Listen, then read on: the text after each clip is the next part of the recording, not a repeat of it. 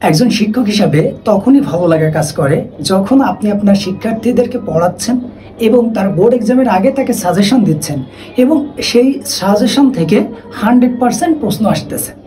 আজ এসএসসি 2025 বাংলা পরীক্ষা হয়ে গেল। এই বাংলা পরীক্ষার আগে আমি আমার শিক্ষার্থীদেরকে একটা সাজেশন দিয়েছিলাম বাংলার উপর, যে এইগুলা পড়লে আপনারা এখান থেকে 100% কোশ্চেন পাবেন এই গদ্য এই পদ্য থেকে। আল্লাহর কি অশেষ রহমত, আজকে পরীক্ষা হয়ে গেল।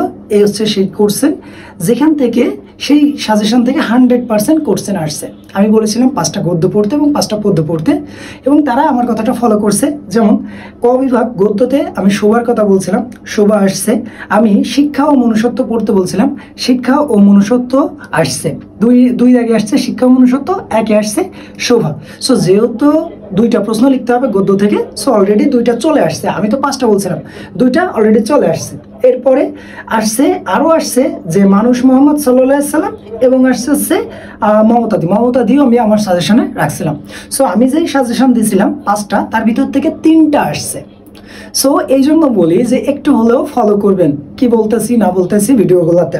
এরপরে খ বিভাগে কবিতা বলছিলাম 5টা। কি বলছিলাম? কপোতক্ষ নদ পড়তে বলছিলাম, বঙ্গবাণী পড়তে বলছিলাম, রানা পড়তে বলছিলাম, মানুষ পড়তে বলছিলাম, এবং আরেকটা যেন কি ছিল, পল্লী জননী মেবি পড়তে বলছিলাম।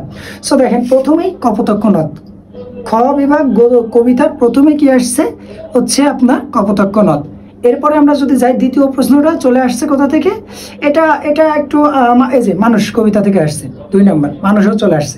3 নম্বর পল্লী জননী, একদম মানে যা বলছে 100 আসছে।